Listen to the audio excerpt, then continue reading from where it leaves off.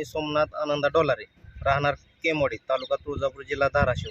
माझी जमीन केमवाडी गटात गट नंबर 22मध्ये वल्लोपारची जमीन आहे.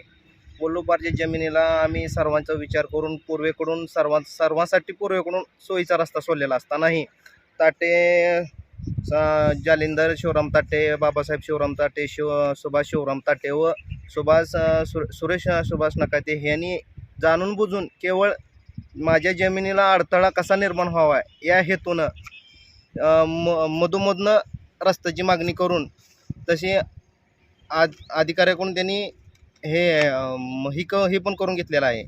अधिकाऱ्यांना आम्ही वारंवार सांगितले की पूर्वेकडून आम्ही सर्वांच्या सोयीचा रस्ता सोडलेला आहे, जो सर्वांसाठी योग्य आहे आणि आम्ही सर्वांचा विचार करून सोडलेला आहे.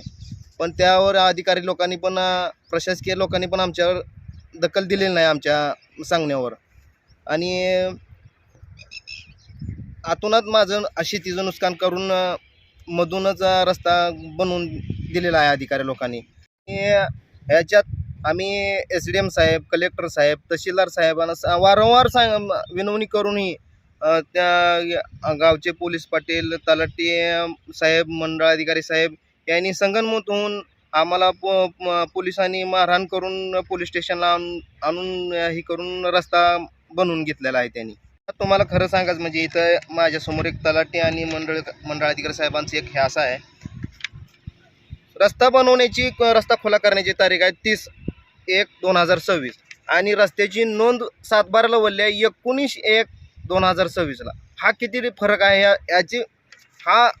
याचा फक्त साहेबांनी याच्याकडे लक्ष द्यावं, कसं झालं आहे आणि ह्याची चौकशी व्हावी हीच माझी तुम्हाला विनंती आहे. कलेक्टर साहेबांना माझी एकच विनंती आहे, आम्हा गोरगरिबांना न्याय कधी मिळणार?